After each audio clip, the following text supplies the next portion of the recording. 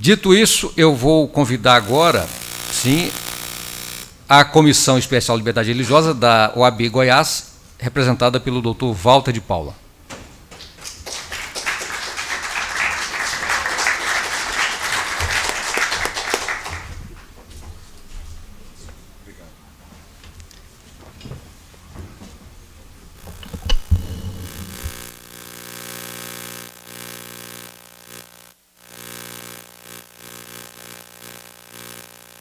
Só um minuto.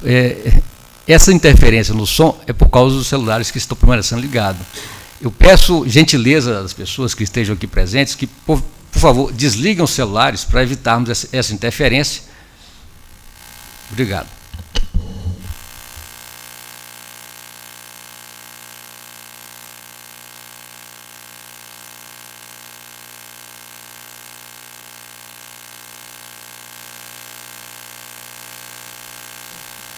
É o meu aqui que não está querendo desligar.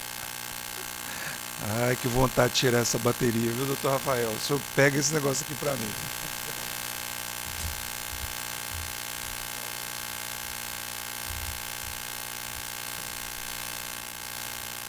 Bom, é uma alegria estar aqui, né, em nome da Comissão Especial de Liberdade Religiosa. Estamos representando a OAB Goiás para tratar desse tema tão importante, não é? Que diz respeito à censura e manipulação dos meios de comunicação.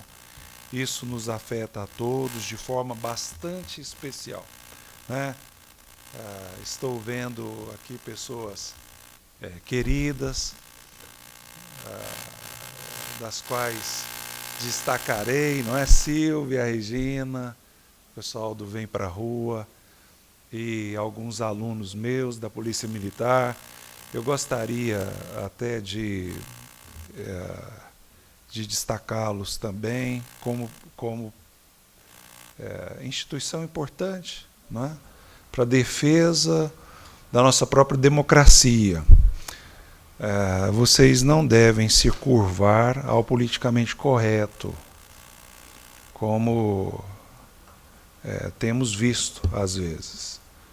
É preciso de retomar a consciência da importância da polícia e das nossas instituições para o bem do nosso país. Sem ordem,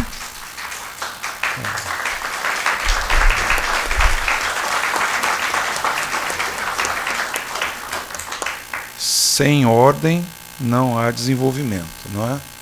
E a impunidade é de fato o estímulo à própria violência. E é disso que falaremos hoje, não é? Então,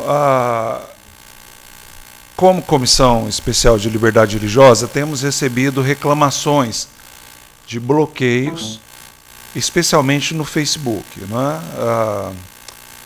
Então, Charles Costa, ele fez uma postagem em defesa da vida.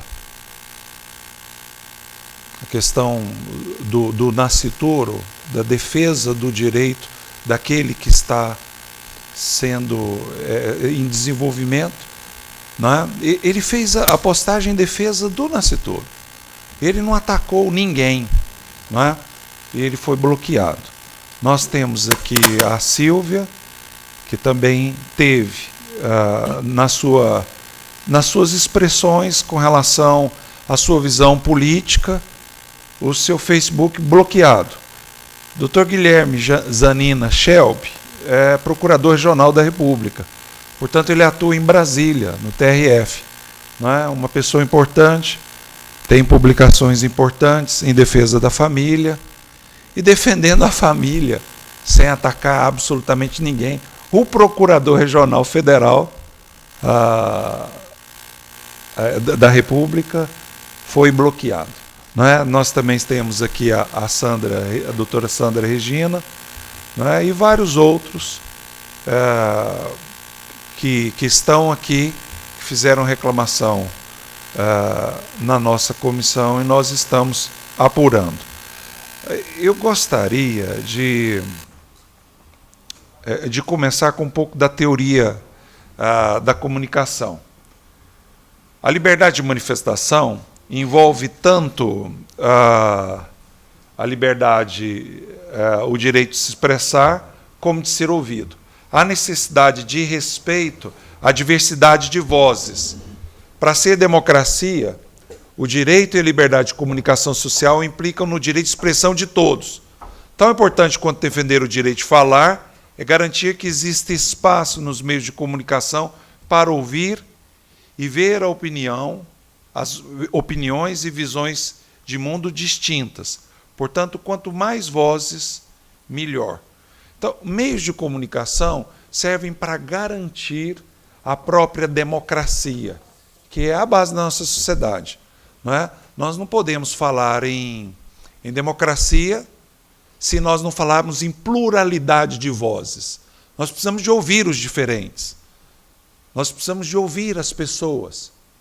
Não é possível admitir, numa sociedade democrática, a censura de certos segmentos. Não é? Aí haverá, então, uma formação de uma opinião pública.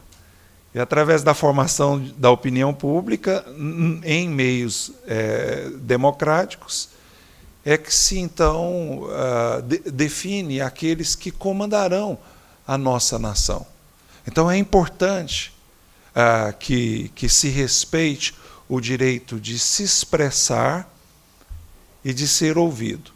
E é importante que se respeite o direito à pluralidade de vozes. Nesse sentido, nós vivemos hoje num mundo que é simbólico, num mundo cada vez mais virtual. A importância dos símbolos, do meio de comunicação, é o capital que recebe, de fato, maior destaque. O meio de produção, antigamente, estava relacionado à terra, ao cultivo da terra, depois ao próprio dinheiro. Hoje é o meio de comunicação. Esse capital da informação, da formação das próprias consciências, é o capital mais importante, é o que recebe destaque. Então,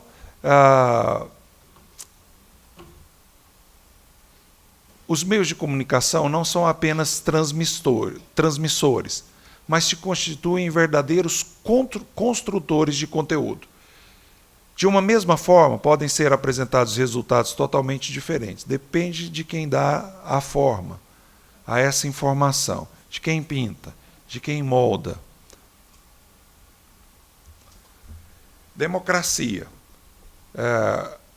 Por meio da imprensa, da rádio, da televisão, da internet, os cidadãos podem adquirir o conhecimento da realidade que lhes permite participar das grandes decisões políticas e formar juízo crítico sobre os governantes. Então, daí a necessidade de nós preservarmos e garantirmos o direito à expressão, né? O direito de expressão daquilo que está na nossa consciência, daquilo que nos é mais caro, porque as decisões se dão a partir do conhecimento dessa realidade.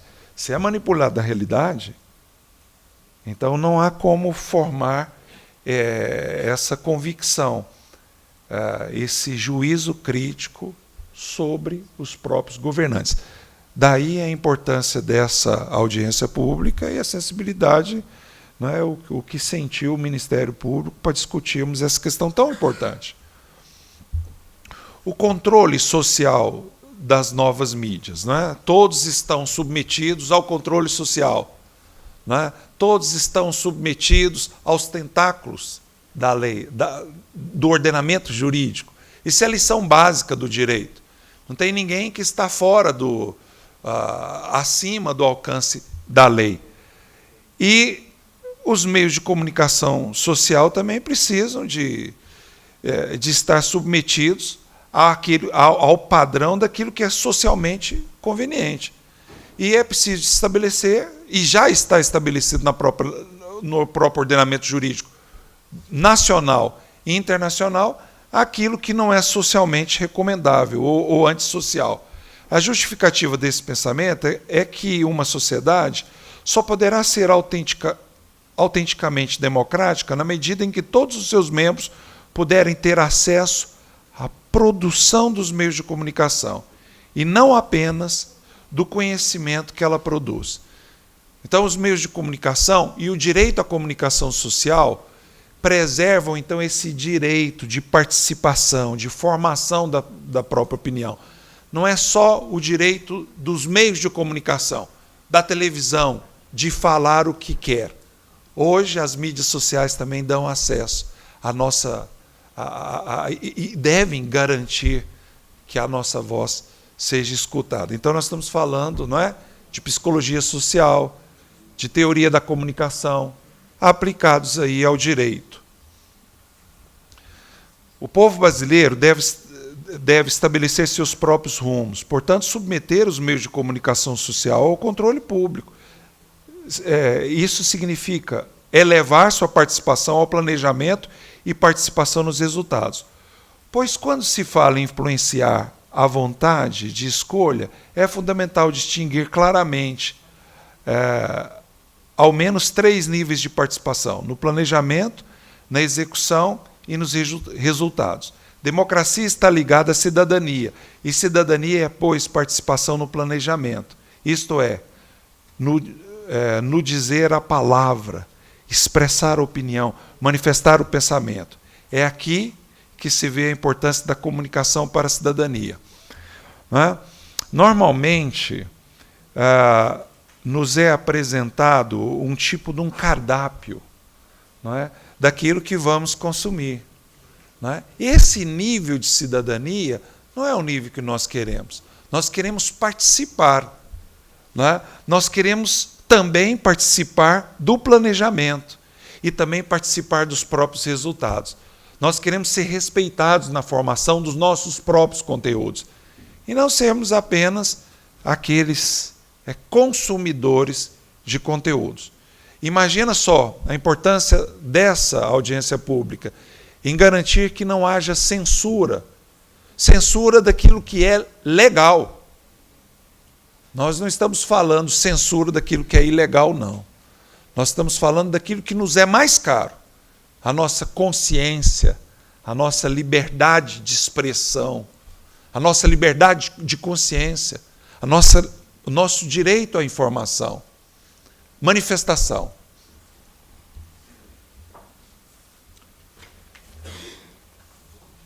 As novas mídias sociais precisam...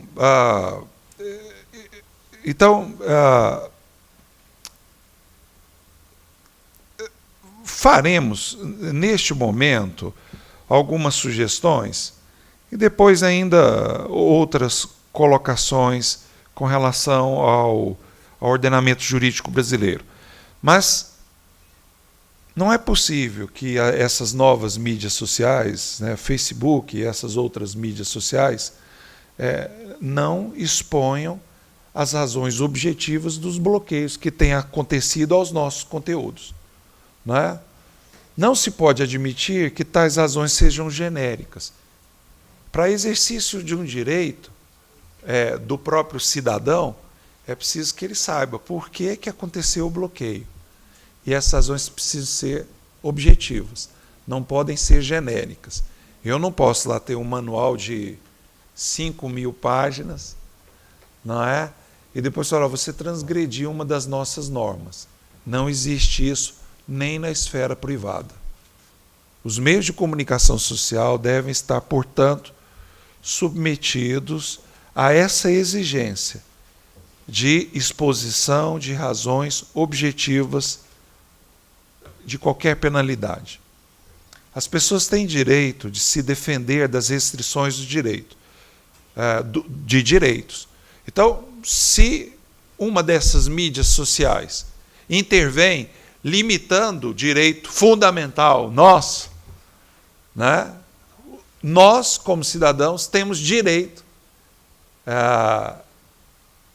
de questionarmos e de nos defendermos dessa restrição.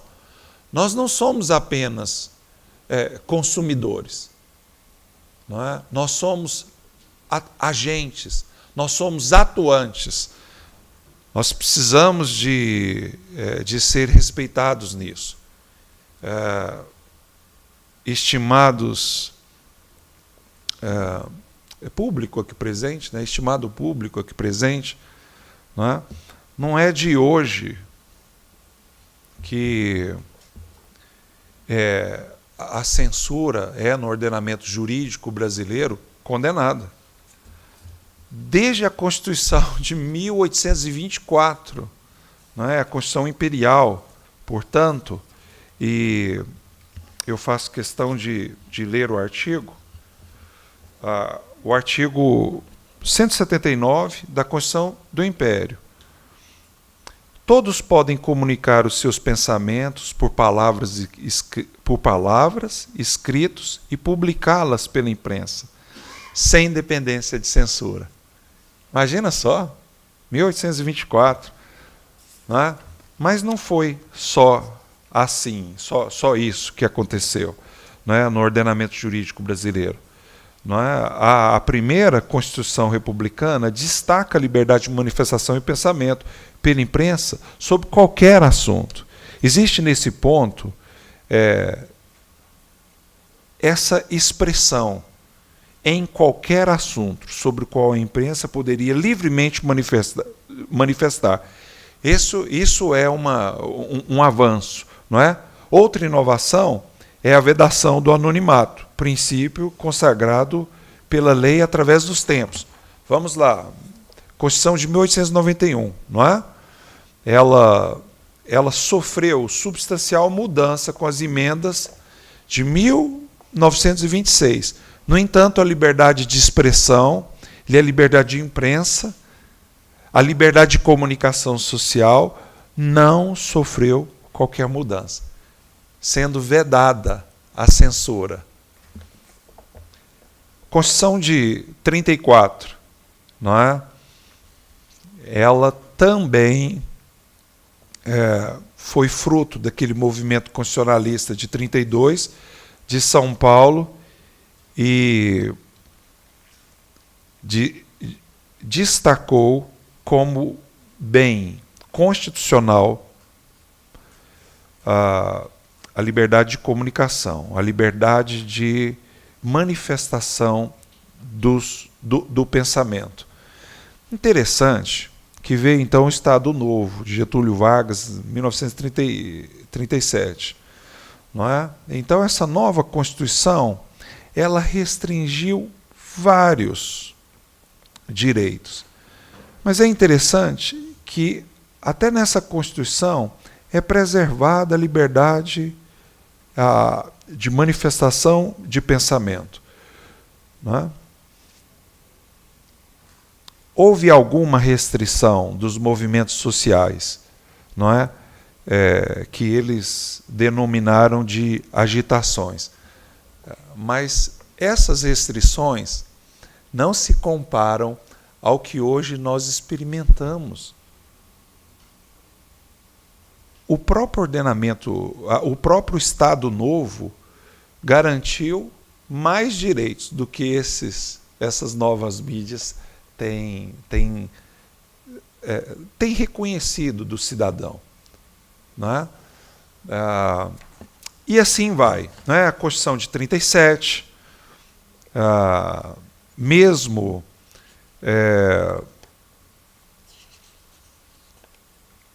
a Constituição de 46 e a Constituição de 67. Não é? Por mais violentos que tenham sido as restrições com relação à liberdade do pensamento, inclusive em razão daquele momento que o Brasil passou de grave ameaça das instituições por parte da ameaça ali do estabelecimento do comunismo, não é? Nós percebemos que, de alguma forma, existiam garantias para a manifestação do nosso pensamento. Quando você hoje em dia, não é, não estabelece, não dá o direito ao cidadão de defender dessas restrições, desses direitos fundamentais, né? Então você impõe algo mais grave do que o pior momento em termos de liberdade de expressão pelo qual o Brasil passou. Nós estamos falando, portanto, de eficácia horizontal de direitos humanos, inclusive na esfera privada, não é? Ninguém pode ser considerado irresponsável por atos ilícitos. Direitos humanos devem ser respeitados por todos e pertencem a todos. Nesse sentido, então, a OAB ela vem manifestar pela liberdade de manifestação do nosso pensamento, da nossa consciência, e a preocupação em que as novas mídias sociais deem ao cidadão o direito que eles têm reconhecido pelos ordenamentos jurídicos internacionais e nacionais. Não é? Um dos filósofos importantes que se contrapôs a Foucault, George Agamben, ele diz o seguinte: nós não chegamos aqui de graça, não é? Quando nós falamos em Segunda Guerra Mundial, restrição de direitos, graves momentos de atentado à vida, à liberdade de consciência, né? Quando nós falamos das graves crises que conceberam direitos tão importantes para nós não podemos agora menosprezá-los, não é? Ou desprezá-los, ou achar que está tudo certo porque essa é uma onda universal. Não é. Não é? Nós precisamos de autonomia, nós precisamos de cidadania, nós precisamos de expressar a nossa opinião e participar da própria formação do conteúdo que influenciará definitivamente a opinião pública. Então, por isso manifestamos a nossa alegria com relação à preocupação do Ministério Federal em se posicionar, e nós incentivamos todos individualmente a nos posicionarmos contra, não é? Como advogados precisamos de notificar, pedindo essas explicações que não serão dadas, e precisamos de acionar, buscando a responsabilidade civil e a responsabilidade penal, como cidadãos. Quem foi bloqueado de forma injustificada tem direito à indenização, não é? Porque nós temos direito à voz e nós precisamos de organizar esse movimento, não é? Como sociedade. E falo aqui como advogado, representando a Comissão de Direitos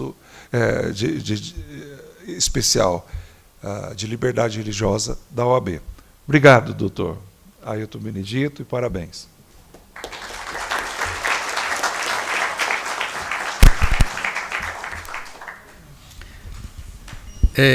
Aproveitando a presença do doutor Walter, mais algumas ponderações que trazemos à reflexão, né? Hoje, qualquer pessoa que esteja presente nas redes sociais e de alguma forma sofre algum tipo de sanção que implique suspensão de conta, exclusão temporária, o que seja, esta pessoa já está sendo rotulada perante o seu grupo social, perante a sua família, perante os seus colegas de profissão, como propagadora de fake news. Essa é uma realidade. Porque ganhou uma repercussão tal que qualquer tipo de consequência que a pessoa sofre numa rede social que implique o impedimento à divulgação de suas informações, de suas opiniões, hoje, para a sociedade, está se assumindo que aquela pessoa é uma propagadora de fake news. Ainda que as pessoas não digam expressamente, não acusem expressamente, mas esta pessoa está sendo rotulada dessa forma.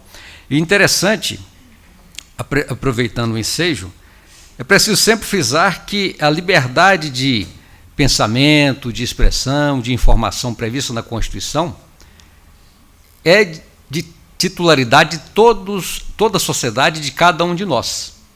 Essa liberdade não é propriedade dos meios de comunicação, como também não é propriedade das mídias, das empresas que hoje provêm serviços de internet e de redes sociais. É uma liberdade intrínseca a cada um de nós, não é? Então, é preciso termos muito cuidado, pensarmos bem sobre, por exemplo, a própria definição jurídica do que é a censura, o quanto essa definição jurídica hoje é incapaz de compreender, de absorver a nossa realidade, porque a pior tipo de censura pela qual a pessoa passa, muitas das vezes, sem ter consciência, é a autocensura imposta pelo meio em que ela está inserida. As pessoas que estão presentes nas redes sociais hoje começam a temer a possibilidade de sofrer uma sanção social, sob o risco de, em algum momento, ter suspenso a sua conta, ter excluído uma postagem, e as pessoas começam, então, a temer a difundir informações e opiniões, ainda que não haja uma sanção jurídica imposta a essas pessoas. Então, a autocensura, e aí me remeto aqui a um livro muito interessante chamado A Espiral do Silêncio, de uma autora alemã, que, sustentada em muita pesquisa empírica, mostra o quão prejudicial é a autocensura e a espiral do silêncio, que é imposta muitas das vezes de forma inconsciente, de forma subrepetícia, em nome do bem, do belo, do justo. Então, são mais algumas ponderações que trago para a reflexão de todos nós durante esse dia. Doutor Walter, obrigado.